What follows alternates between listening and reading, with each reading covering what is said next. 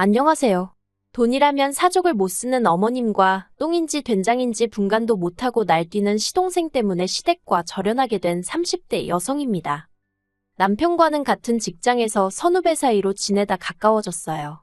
남편이 제 사수였는데 저희 회사는 1대1로 선배가 붙어서 후배 직원의 업무를 봐주는 식이었거든요. 그런데 남편이 어찌나 엄격하던지 정말 눈물 콧물 쏟아가며 일을 배웠습니다. 그때는 신입인 나한테 이렇게까지 할 필요가 있는 건가 싶어서 얼마나 서운하고 속상했는지 몰라요. 오죽하면 저렇게 성질이 더러운 사람이 어딨을까 싶어서 저런 남자랑 연애하는 여자는 정말 고생하겠다고 아주 똥 밟은 거라고 생각했다니까요. 그런데 그렇게 반년 동안 호되게 일을 가르쳤던 게 다 이유가 있었더라고요. 저와 남편은 당시 마케팅 부서에 소속되어 있었는데 마케팅 부서가 하는 일들 대부분이 사실 얼마나 타이밍을 잘 맞추는지가 중요하거든요. 그래서인지 실제로 부서 내 대부분의 직원들이 시간에 예민하고 마감 기한도 정말 중요하게 생각했지요. 그리고 저보다 3년 먼저 회사를 다녔던 남편은 이런 점들을 일찍이 깨우치지 못해서 제 발로 나가거나 회사에서 내쫓기는 신입 직원들을 심심치 않게 봤던 모양입니다. 그래서 자기 딴에는 아쉽기도 하고 측은한 마음도 들어서 도와준다는 생각으로 그렇게 독하게 굴었던 거라고요. 제 수습 기간이 끝난 이후로는 남편과 저는 직장 내에선 좋은 선후배 사이로 퇴근 후에는 좋은 오빠 동생 사이로 지내게 되었어요. 물론 이건 제 생각이고 사실 남편은 언젠가부터 계속해서 저와 만나보고 싶다며 몇 번이고 저에게 고백을 해왔답니다. 하지만 회사에서 사내 커플을 어떻게 생각할까 걱정도 되었고 젊은 남녀가 사귀다 헤어질 수도 있는 건데 그걸로 괜한 구설수에 오르내리진 않을지 걱정이 돼서 제가 계속 밀어내고 있었네요. 하지만 4년이란 시간이 흐르도록 한결같은 남편의 모습에 결국 제가 마음의 문을 열게 되었지요. 사귀는 동안 저희 두 사람 사이에는 정말 작은 말다툼조차 없었을 만큼 모든 것이 원만하게 흘러갔어요. 직장에서 매일같이 보다 보니 특별한 데이트를 자주 하고 그런 건 아니었지만 오래된 연인처럼 편안했달까요. 그리고 3년 후 저와 남편은 누가 먼저 결혼 이야기를 꺼냈던 건 아니지만 당연하다는 듯이 자연스러운 수순처럼 결혼 준비를 해나가기 시작했습니다. 본격적으로 결혼에 관한 이야기를 주고받으면서 서로의 가정 형편과 재정 상황을 오픈했어요.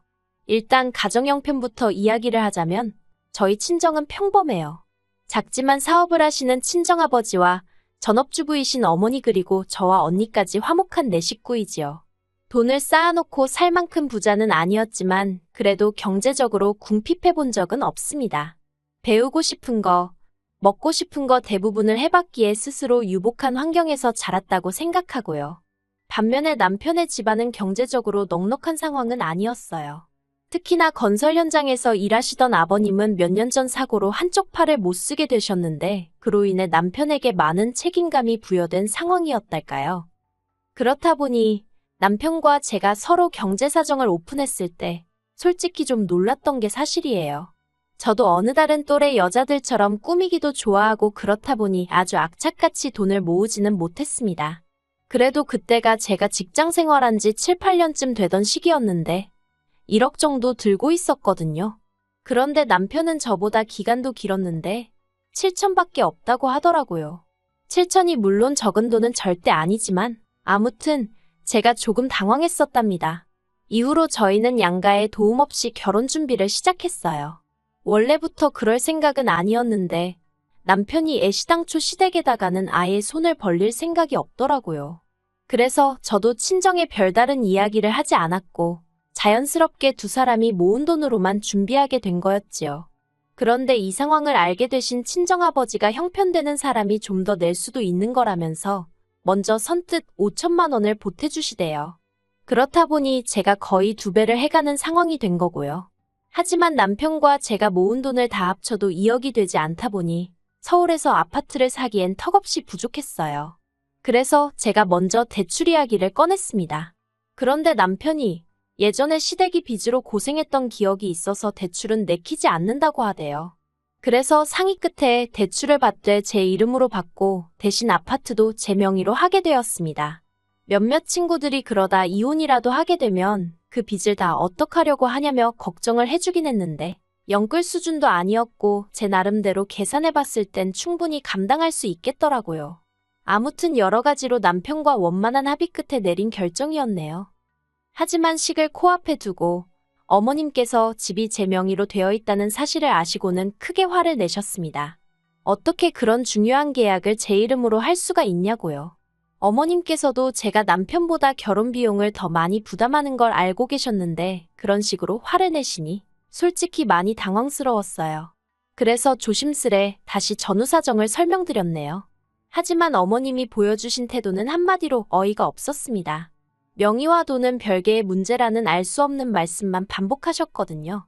그리고는 급기야 저더러 이제라도 남편 명의로 바꾸던지 하다못해 공동명의라도 하라며 화까지 내시더라니까요. 그런 어머님의 모습에 놀랐지만 저는 저대로 그렇게는 못한다고 끝까지 버텼고요. 결국 남편의 중재로 정말 어머님과 끝장을 보는 일은 없었지만 식도 올리기 전에 어머님과는 사이가 완전히 틀어져 버렸네요. 이후로 어머님에게는 정말 며느리로서 도리만 했습니다. 명절이나 생신 때 찾아뵙고 그게 전부였어요. 다만 남편의 부탁으로 어머님 아버님께 매달 생활비 명목으로 50만 원씩 보내드렸네요.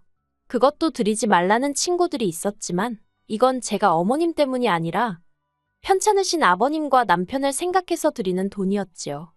그리고 아무튼 그렇게 1년쯤 지났을 때였습니다. 언젠가부터 자꾸 피곤하고 아랫배도 아프고 그래서 병원을 찾게 되었는데 거기서 생각지도 못한 이야기를 듣게 되었어요. 악성은 아니지만 제 자궁에 혹이 있다는 말이었지요. 막말로 죽을 병은 아니었지만 이제 막 아들 하나 딸 하나 낳아서 남편과 저 둘만의 가정을 꾸려나갈 꿈에 빠져있던 저에게는 무척 충격적인 소식이었네요. 그래서 남편과 상의 끝에 일단은 회사를 관두고 건강관리에 집중해보기로 했습니다. 그런데 이 소식이 저희가 생각했던 것보다 훨씬 빨리 어머님 귀에 들어갔어요. 얼마 전 시동생이 남편에게 돈 좀 빌려달라며 연락을 해왔었는데 그때 남편이 이제 저도 회사 관둬서 여유가 없단 식으로 둘러댔다고 했거든요. 자기 나름대로 입단속을 시켰다고 했는데 아무튼 그래서 어머님이 저와 남편을 호출하셨습니다. 숨긴다고 숨겨질 일도 아니고 결국 이런 순간이 올 거라고 생각은 했지만 싫은 소리 들을 걸 뻔히 알고 있었으니 정말 울며 겨자 먹기로 시댁에 갔네요. 어머님께선 저에게 몸은 어떻냐, 아프지는 않냐 그런 말씀은 한마디도 하지 않으셨습니다. 대신 저더러 결혼할 때 돈 좀 더 해온 거 가지고 어지간히 생색을 내지 않았냐며 꼴좋다 하셨지요. 대출도 네 명의로 받아서 네가 갚는다고 큰 소리를 치더니 이제 불쌍한 당신 아들만 지 명의도 아닌 집구석 대출 갚아주느라 허리가 휘겠다는 말과 함께요. 그러면서 저더러 처음부터 이럴 작정이었냐입니다. 잘난 남자 하나 물어가지고 집구석에 들어앉을 생각이었냐고요. 듣는 내내 정말이지 어디서부터 어떻게 반박을 해야 할지도 모르겠더라니까요. 그런데 그때 남편이 먼저 어머님더러 무슨 말씀을 그렇게 하시냐며 큰 소리를 냈습니다. 어머니더러 대출을 갚아달라고 한 것도 아닌데 왜 당사자인 자기도 가만히 있는데 어머니가 이렇게 유난이시냐고 쪽팔린다고 성질을 내더라고요. 하지만 어머님께선 그런 남편에게 너가 순에 빠져서 등신같이 당하고도 모르는 거라나 아무튼 막말을 퍼부으시고는 저더러 이제라도 가서 공동명의로 바꾸랍니다. 돈은 당신 아들이 벌어오는데 왜 네가 집을 꿰차고 있냐면서 저더러 양심도 없냐면서요. 거기다 낄 자리 안 낄 자리 분간도 못하는 시동생까지 어머님 편이라고 나서서는 저 같은 여자 만날까봐 저같이 어떤 여자가 자기한테 빨대 꽂을까봐 자기가 장가를 못 가겠대나 말 같지도 않은 소리를 하고 앉았더라니까요. 참고로 저희 시동생, 남편 동생이라서 제가 말을 아껴서 그렇지. 대학도 중퇴하고 이후로 어머님한테 용돈 받아 쓰는 인간입니다. 무슨 공부라던가 취업 준비를 하는 것도 아니고 길거리 캐스팅으로 연예계에 데뷔하겠다며 맨날 부자 동네 남의 동네 가서 어슬렁거리는 게 일과인 한심한 인간이지요. 고등학교 때 같이 친하게 지내던 친구들 중 2명이 지금 잘 나가는 연예인이긴 해요. 그런데 시동생은 학창시절 자기보다 못했던 애들이라면서 매번 까내리기 바쁘고 아무튼 제가 보기엔 30살이나 돼서 왜 저러고 사나 싶고 한심하기 짝이 없었네요. 그런데 그런 시동생이 갑자기 나서서는 저 같은 여자를 보고 남편한테 기생하는 기생충이라고 하는 거라나요. 그리고 그때였습니다. 남편이 진짜 당장이라도 시동생을 한 대 때릴 기세로 말 조심하라고 한마디 하더라고요. 그러자 시동생이 남편더러 형도 정신 좀 차리라면서 지방으로 도망을 가대요. 그러니 이제 어머님은 저 때문에 형제간의 의가 상했다. 이래서 사람이 잘 들어와야 한다. 정말이지 아파서 회사 관뒀다가 별의별 소리를 다 듣고 별의별 꼴을 다 본다 싶었습니다. 집으로 돌아오는 길 내내 남편이 정말 미안하다면서 사과에 사과를 거듭하대요. 하지만 남편이 사과를 했다고 해서 제 마음에 남은 상처가 바로 사라지지는 않았어요. 정말 직장을 관둔 게 제 잘못 같고 남편이 말로는 미안하다고 해도 속으로 외벌이를 하게 된 상황을 어떻게 생각할지 걱정이 되기 시작했지요. 그래서 결국 며칠 후 친정어머니께 어머님으로부터 들었던 폭언들 중 일부만 털어놓았습니다. 솔직히 수위 조절을 정말 많이 하긴 했어요. 있는 그대로 다 말하면 집안 대 집안으로 싸움 날 것 같았거든요. 그리고 제 이야기를 들은 친정어머니께선 이래서 여자도 항상 비상금도 만들어둬야 되고 그런 거라며 아버지와 상의해 보시겠다 하시대요. 그리고 한 달쯤 지났을 무렵 친정어머니께서 저에게 서류 하나를 건네주셨습니다. 바로 어머니가 가지고 있던 상가의 등기부등본이었지요. 저는 이런 건 필요 없다고 건강만 회복하면 바로 다시 직장을 찾을 거라고 몇 번이고 손사래를 쳤어요. 하지만 친정어머니께서 하시는 말씀이 이런 거라도 하나 쥐고 있으면 시어머니가 뭐라고 한들 시쳇말로 너는 떠들어라 하고 넘겨버릴 수 있답니다. 그리고 사실 말이 나왔으니 말이지만 처녀정 모은 돈 결혼에 다 쓰고 그나마 직장까지 관두고 나니까 그렇게 마음이 허할 수가 없었어요. 텅 빈 통장만 보고 있으면 한숨이 절로 나오더라니까요. 아무튼 그렇게 상가를 증여받게 되었습니다. 외벌이를 하게 되었다는 부담에 시달렸을 남편에게도 이 기쁜 소식을 알렸지요. 그런데 남편이 보인 반응은 뜻밖이었습니다. 저희 친정부모님께 몹시 감사해하면서도 시댁에는 말하지 말라고 신신당부를 했거든요. 저는 솔직히 당장이라도 어머님한테 상가 이야기를 하고 내가 당신 아들 등골을 빼먹지 않는다는 걸 알려드리고 싶었는데 말이에요. 하지만 제가 돈 자랑하고 싶어서 혹은 어머님께 인정받고 싶어서 환장을 했던 것도 아니고 남편이 말하지 말라는데 굳이 뭐하러 하나 싶대요. 그래서 아무 말도 안 하고 지냈어요. 그런데 얼마 지나지 않아서 남편이 왜 시댁에 말하지 말라고 했던 건지 이유를 알게 되었습니다. 그날은 웬일로 어머님한테 전화가 걸려왔는데 평소에 짜증 섞인 빈정거리는 톤이 아니라 말 그대로 앓는 소리를 내셨어요. 그리고는 하셨던 말씀이 간단하게 정리하자면 시동생이 어떤 여자를 임신시킨 탓에 급하게 식을 올려야 하는데 시동생 장가 보낼 돈이 없답니다. 그러면서 저더러 아파트를 담보로 대출을 좀 받아보라나요? 어이가 없었지요. 그리고 동시에 왜 남편이 어머님한테 상가 이야기를 하지 말라고 했는지 바로 납득이 되대요. 그래서 일단은 대출은 못 받는다고 했어요. 마음으로는 1,000만 원은 해줘야겠다 생각했지만 1,000만 원 얘기하면 2,000만 원 말씀하실 분이셨기에 따로 입 밖에 내지는 않았던 거예요. 하지만 며칠 뒤 시동생이 결혼할 여자를 소개시키겠다며 저희 부부더러 시댁으로 오라고 했던 날이었어요. 솔직히 시동생에 대한 감정은 좋지 않았지만 결혼 자체는 집안의 경사스러운 행사이니 그런 티를 내지는 않았네요. 그리고 그렇게 약속 당일 시댁에 도착했습니다. 어느 정도 어색함이 가시자 시동생은 뭐가 그리 좋은지 술을 연거푸 마셔대기 시작했어요. 그리고 취기가 올라서 그런 건지 뜬금없이 저희 남편더러 나는 형이 불쌍하다 그러는 거예요. 자기 여자친구를 가리키면서 형도 어린 여자를 만났으면 외벌이 같은 건 안 했을 거 아니냐면서요. 뿐만 아니라 또 뭐라더라. 아무튼 자기 여자친구 앞에서 저를 어지간히 깎아내리더라고요. 나중엔 어머님까지 가세해서는 시동생 여자친구더러 저를 닮지 않게 조심하라고 그러시는데 지금 생각해보면 거기서 시쳇말로 뚜껑이 완전히 열린 것 같아요. 남편은 남편대로 한심하다는 듯 어머님과 시동생을 보더니 이 사람 얼마 전에 월세 나오는 상가 증여받았다. 거기서만 한 달에 6,700은 나온다며 제 이야기를 하대요. 그리고는 시동생더러 하는 말이 너 장가갈 때 형수가 1,000만 원은 해주려던 모양이다. 그런데 그거 내가 못 해주게 할 거다 그러더군요. 게다가 그뿐만이 아니었어요.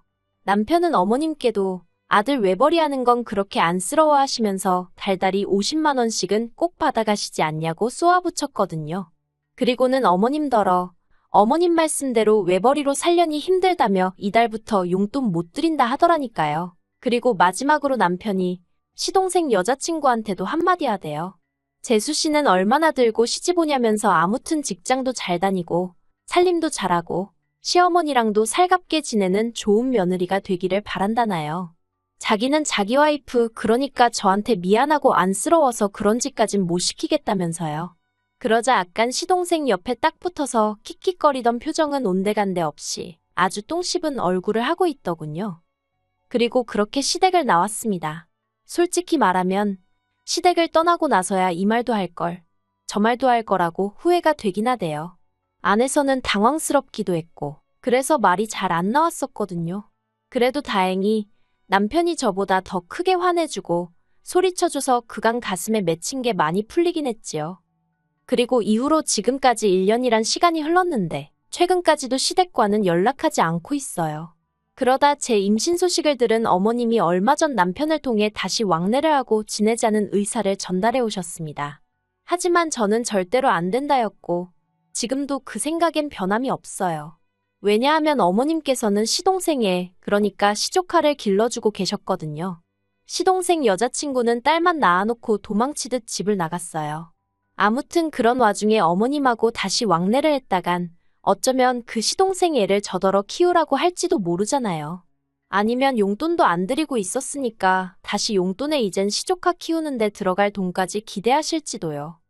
그리고 다행히 남편도 이런 제 우려와 걱정을 이해해 주었습니다.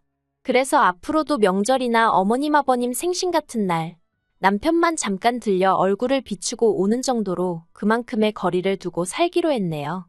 시간이 흐르다 보면 억지로 애쓰지 않아도 어머님과 다시 마주할 날이 있을지도 모르겠지만 적어도 그 시작이 저는 아닐 겁니다.